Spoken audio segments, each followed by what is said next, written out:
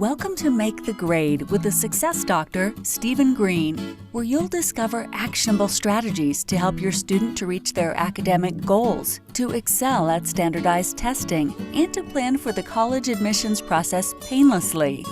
And now, here's your host, Dr. Steven Greene. Hello, everybody. Steve Greene back. It is the Make the Grade podcast. Yet another episode. We got a good one for you today. Those of you who are loyal listeners, and even if you're not, I have been doing a little bit of a series where I've been talking to parents about their experience over the last 3 months, which is to say in the shut-in and the COVID-19 world. But we have a special super parent today, not just any parent. We have a parent, Shari Howard. I want to welcome you to the podcast. How are you? I'm great. Thanks for having me here. So Shari is a parent, and she's also a career educator. She's been a teacher more than 20 years. She is from Texas, deep in the heart of Texas. And, she's been surviving this whole system, not just as a parent, but also as an educator. I think she's going to have some really interesting perspectives. And I am very glad that she's here. So, Shari, welcome. And why don't you just tell us a little bit about your background? What got you into teaching? You mentioned you originally went to college in Oklahoma and from a military family.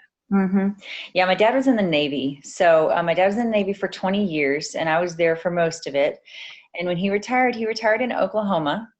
So that's where I ended up going to high school and college. I went to Oklahoma State University. So the thing was, I decided pretty early on. I was good at a lot of different things in academics, but I decided pretty early on I wanted to do something with Spanish, but I didn't know what. And I remember seeing my parents come home every day. They were both teachers. After my father got out of the military, my parents both taught, and they just complained all the time about how much they had to grade and the parents they had to deal with. And I'm like, okay, well, I want to do something that I do not want to teach, because clearly that is no fun. But as I went 21 years later. I know. I went eliminating other careers, and I keep looking more and more at teaching, and I'm like, that's explaining things to people. That's taking the time to care about individuals. And I really like doing that. I've always done that in school. I've just turned around and helped people when they didn't understand their homework. I've done tutoring. I love explaining things. And I don't know, I guess I don't know why. Maybe my parents were just with the wrong crowd or doing it the wrong way, but I love teaching. I love my students. I love working with my parents. What grade level? I maybe should know that, but you're middle school? I've taught high school for 21 years. I've taught though adults and preschool and a little bit of other grades just for a little, not unpaid gigs, but I've taught preschool and adults, but I have mainly focused on high school. So let's put you on the spot a little bit here. How would you say I love teaching in Spanish? Me encanta enseñar. Ah, there you go. Yeah. Sounds beautiful. It's a beautiful language. Thank you. Yeah, it is. So let's go here first. Let's start out as a teacher. Okay, I don't think you or any of the other 98 million teachers in the world expected the dramatic shift that we all got in the middle of March or early April, right? No. In fact, I don't think anybody even saw it coming, in fairness. So what was that like for you? What did you have to do to adapt? How much support were you given by the school or the school districts?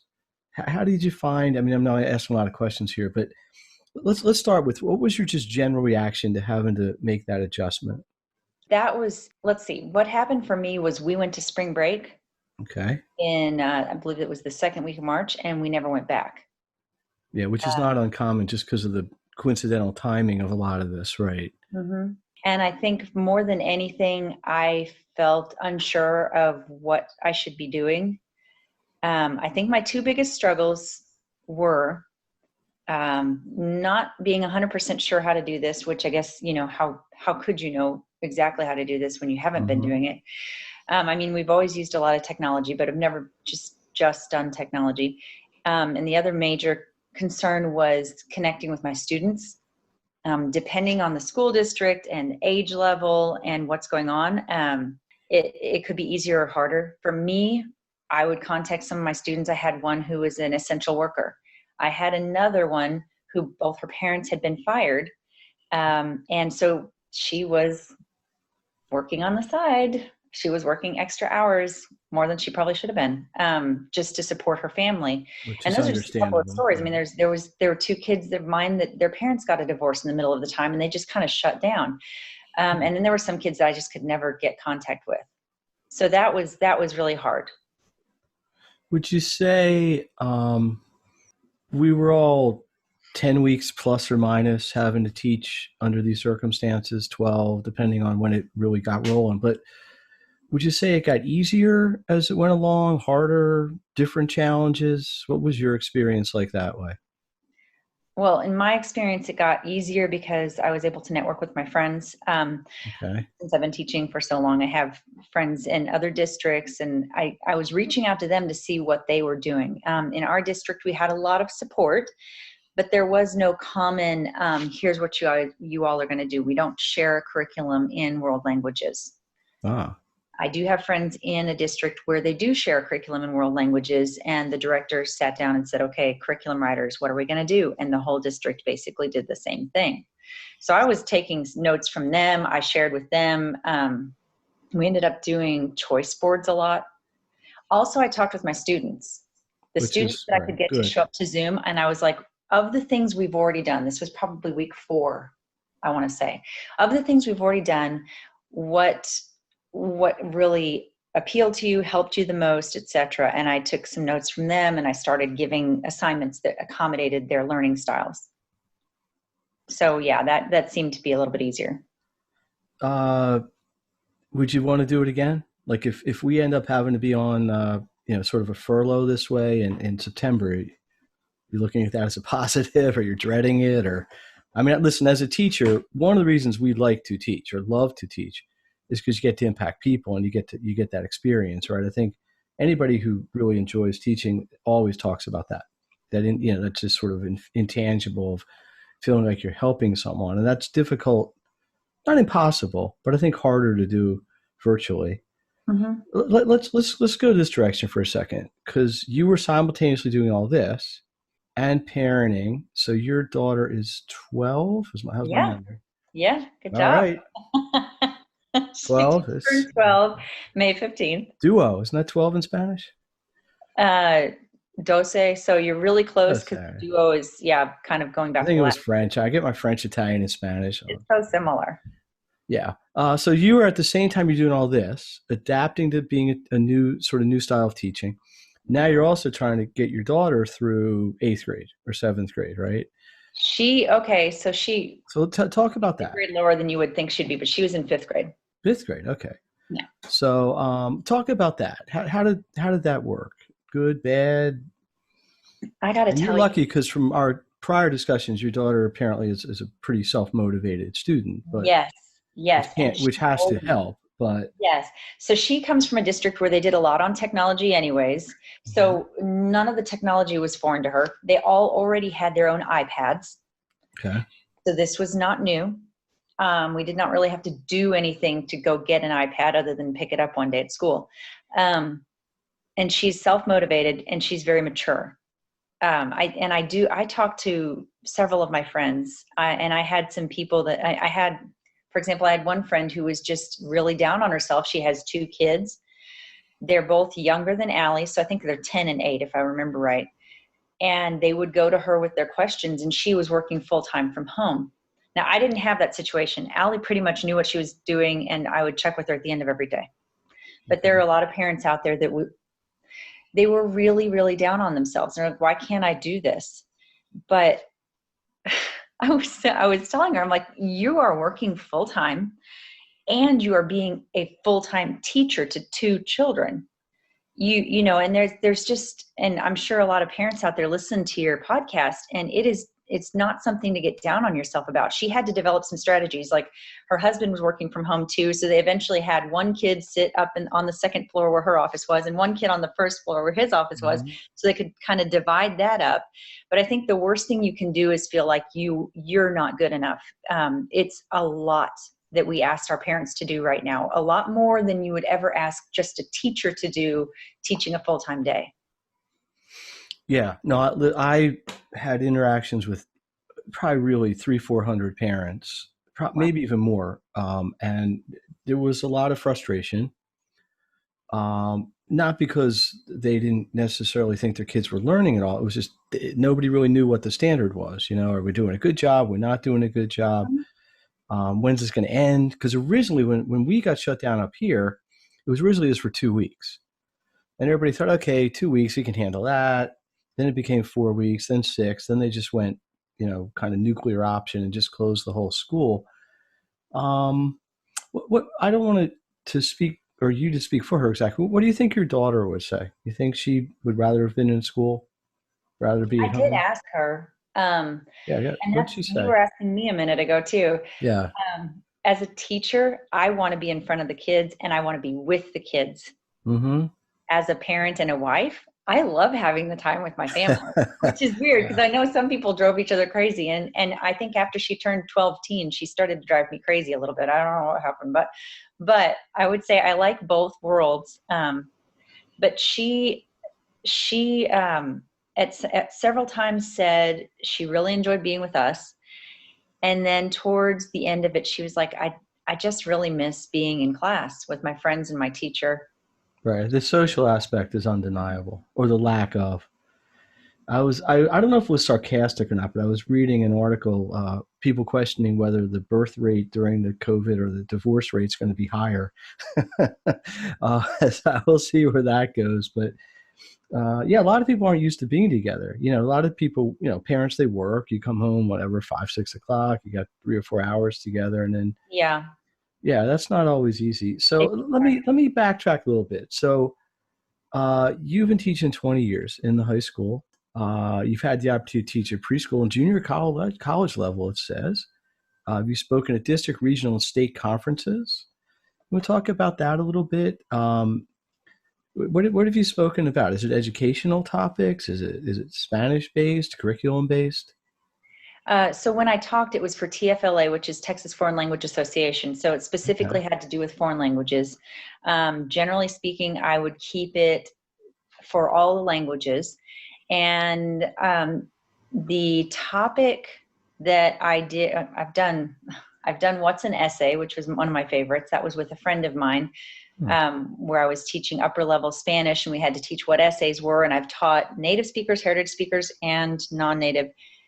And I had a lot of different questions, but the one year that stumped me was when I had one kid shakily raise his hand and say, "Miss, what's an essay?" Halfway through my lecture on how to write an essay. I'm like, oh, you poor things. Let's back up. So how to teach that, because a lot of times foreign language teachers have to teach English concepts, the how to write an essay, how to, grammar and all this. And then I did differentiation through project-based learning and technology. That one was the one that I did at the state level and the district, regional level, excuse me. And then I also I sort of piggybacked off of someone else's ideas on how to teach vocabulary through stories.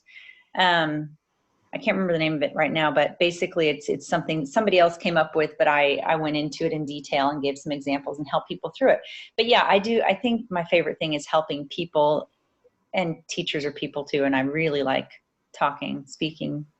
So again, Steve Greene, this is the Make the Grade podcast. My special guest today, Shari Howard, Professor Espanol. Is that correct? Close? Professor Espanol, sí. Yeah, pretty good, huh? Okay. So we are talking, right now, maybe a little heavy duty, the whole effect of the COVID as a parent, as a teacher. And I think this is a fascinating insight because, I think there were pockets in the country that were more or less affected. But anywhere schools were shut down, that was really the big common thing. And doing the podcast, doing a lot of live streams over the last 3 months, this is really where the feedback has been. So I'm going to ask you a very leading question here. It's really a very self-serving question as well, frankly. Any interesting reading you were able to do over the last couple months? Yes, actually. Like a book or something maybe you were able to pick up somewhere? I have this book. It's called, I'm sure you guys, if you watch this podcast, have seen that. Oh, look, I have a copy too. Can you believe it? What a coincidence. Unbelievable. Unbelievable. Just dropped out of the heavens, I guess. Yes, I love this book. Okay, so at 44, and I'm addicted to organization of time. ever since I can remember, I've wanted to structure my time. And I have read so many things and listened to so many books about how to structure your time. And I've never found anything like I found in this, but that might not be what you're asking me about right now, No, but no, I'm no. I keep super excited going. This about is this book. beautiful. Yeah. So I'm not sure how many of your listeners have the copy of this book, but basically there's this, it's really hard to tell. It doesn't look super sexy or anything, but when you fill it out, it's amazing. So what Dr. Greene has come So up what with. she's referring to, if I Oh, can go ahead. just interrupt for one, is the time management system. So Maximum Education, the book, my book, has three major premises: time management, information management, and creating a daily success plan. So Shari is kind of going a little bit more deeper into the time management. So tell us how it was useful for you, how you've been able to use it, work with it. Just give me some examples. I got to tell you, I'm weird. I like to write down my ideas. So I took Oh, no, this no, that's book. very normal. It's good. I looked up the address and printed off. I'll print off a copy for every day. And I know that you don't have to. There are easier ways to do it, but that just helps me to write down every day what I want to do. Mm-hmm. I have been using this for what now? I talked to you a week or two ago. I've been using it since then, and I would just like to say, if you when you work with this time management system, the days that you do it are the days you're going to get so much accomplished, and you're going to get the important things accomplished. So that I have never seen anything like this in my life. Everything seems either so cumbersome or so basic, so cumbersome that it takes me way too long, and it just almost, I can't process it, or so basic that it's useless. Um, but this system, he said, go ahead and write your subjects down. So whatever you have, obviously Spanish. Why wouldn't you have Spanish? I'm just kidding. Math, English, whatever, right?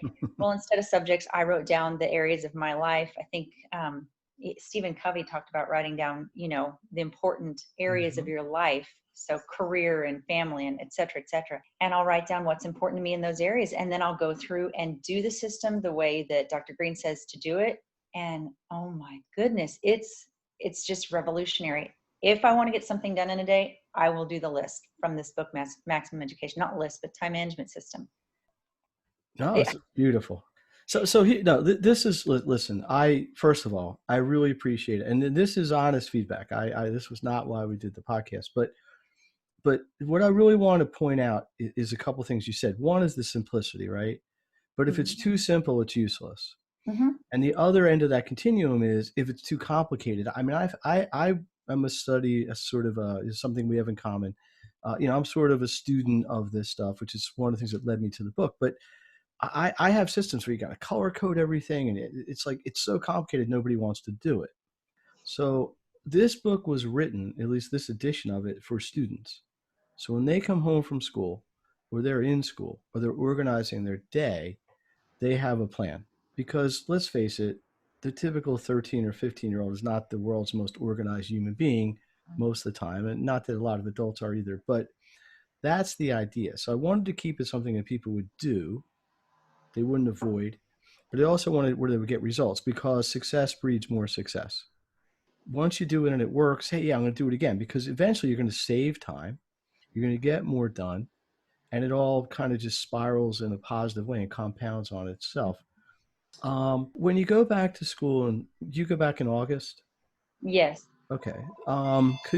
How would you see this being kind of functionally beneficial for you, and maybe for your students, maybe for every student in Texas? Yeah, It's no, a big state.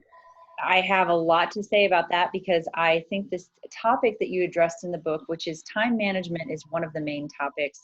Organization of time and materials. It is such a highly needed topic today. I don't know, I'm sure your listeners are aware, but I don't know how many people in general, parents, teachers included, are aware of how much time these students are taking on a daily basis devoted to school. They go to the full-time school, they get home, they have more homework, they may have a job, they may have clubs and leadership activities and volunteering, and Sports, depending, whatever, right?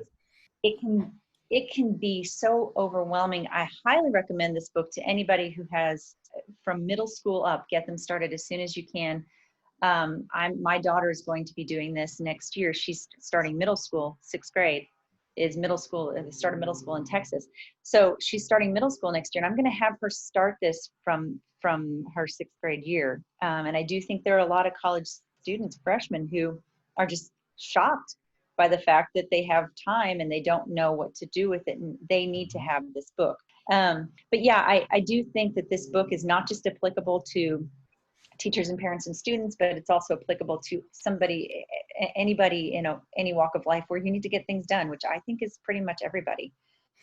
It's very translatable. It's very relatable, very simple and powerful. And there are not many things in life that are simple and powerful, but this is.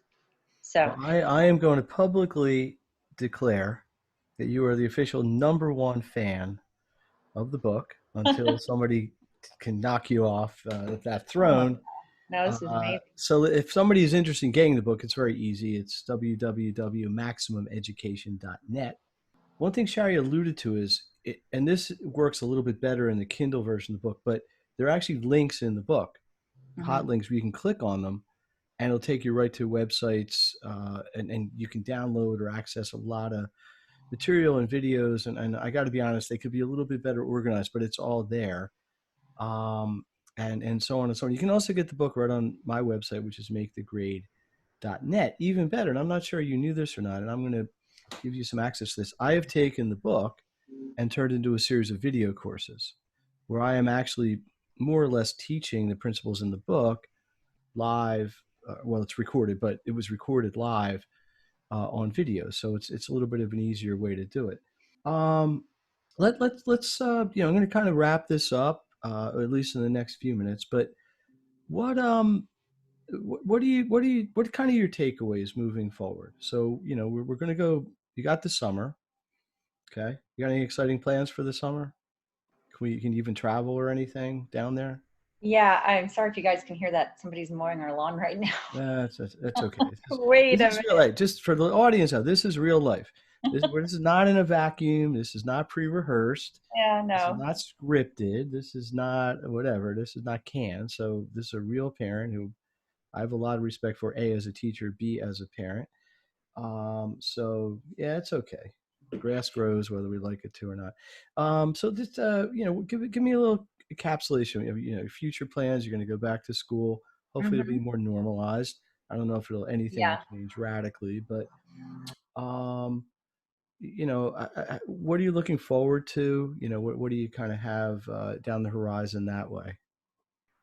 Well, I got for the summer you addressed, we're probably going to do, if we do anything, day trips, and we might do the museum visits. For those of you who don't know, there are multiple museums worldwide offering online tours for free because of the coronavirus issue. So that's something I think my daughter and I are going to do. And then and my daughter, my husband and I, excuse me, but we're doing it so that my daughter can see these places that she might not normally be able to see. Working with my daughter on these time management principles as she gets closer to middle school. And then I am teaching Spanish 2, 3 pre-AP and maybe AP, depending on what they're having us do next year. And I have my master's degree. It's possible I'll go into leadership. I've done some leadership stints. So we'll see what happens. You never know. Starting a blog. I'll give you the deets once it gets going. Yeah, But perhaps even a podcast in your future. yeah, I'll have to take in your footsteps. This is kind of fun. And by the way, my daughter's over here. Do you want to be? Okay. Yes, you want to say hello? There's I see her. For those who are only listening, there is a daughter. Yeah. Very beautiful girl there. Hello, how are you? Good. Ah, well, that's good. See, Right. happy to have you there. So let's just to wrap this up, let's kind of summarize what we talked about today. My guest, Shari Howard from the great state of Texas, the Republic of Texas, formerly known as, right? Shari is a career teacher, Spanish teacher, speaker, educational leader, and rabid fan of the Maximum Education book. Yes. All tremendous life qualities that everyone should aspire to. But I think what was telling today, and I think it was very valuable, and I really appreciate your being forthcoming about it, was your experience not only as a teacher, but also as a parent in the crazy last 3 months or so that we all had. Mhm. And let me one question I forgot to ask you is, what do you think? And I wonder about this as an educator. I think some things are going to go back to quote unquote normal because there's always going to be school. There's been viruses and flus and epidemics in the past, and maybe none, as quickly onset as this one was. But what do you think is going to be the same? And what do you think is going to just have to be different? And if it is it going to be good or bad in terms of impacting our ability to teach? That's really where the rubber hits the road for us, right? I'm seeing things like in my school district where I live, they're talking about doing a split shift where they would actually have school from like 7 in the morning till 6 at night and have like a 7 to 11:30 shift and a 12:30 to 6 shift or something like that. And of course, the teachers union is against it, but I get why. Um, but and space like putting like dividers in between desks and things like this. But where do you see this going? I mean, not that we have a crystal ball, but what do you think will be the same? What do you think will be different? I think until there's a vaccine or some sort of solution, it's going to be an issue. And I do know what schools and you just said what your schools in your area are doing in Pennsylvania, but Mm-hmm.